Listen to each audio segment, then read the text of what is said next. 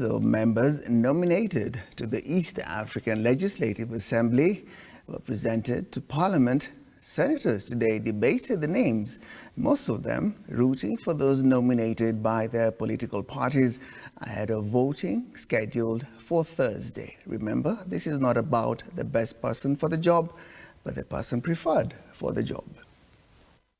Showdown looms in Parliament on Thursday this week, when the House is expected to vote on the names of the members to represent the country in the East African Legislative Assembly, with senators voting for legislators nominated by their political parties. Honorable Speaker, a total of 69, as indicated in the report, appeared before the presiding officers, out of whom, Honorable Speaker, the Kenya Kwanza Alliance Coalition presented 15 candidates, and the Azimio la Umoja One Alliance Coalition presented 12 nominees.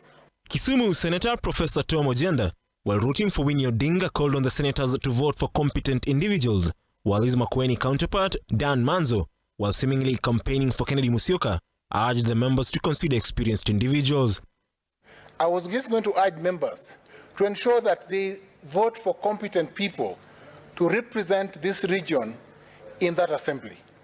I have today, Mr. Speaker, sir, received a lot of interest from individuals who want to go to that assembly, Mr. Speaker, sir. And I know very, very competent ones, Mr. Speaker, sir, that we shall vote for, Mr. Speaker, sir. I urge, Mr. Speaker, sir, that this House, in considering who to vote for Winnie Odinga. Thank you, Mr. Speaker, sir.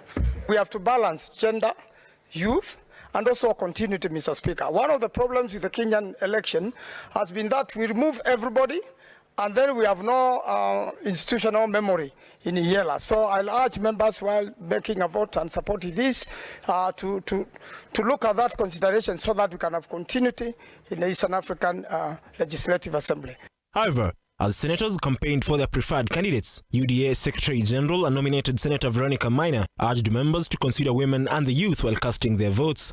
I would urge members to vote guided by their own conscience, knowing that the list of the members who should be voted in to serve in that assembly should, number one, have a diversity within the Kenyan communities.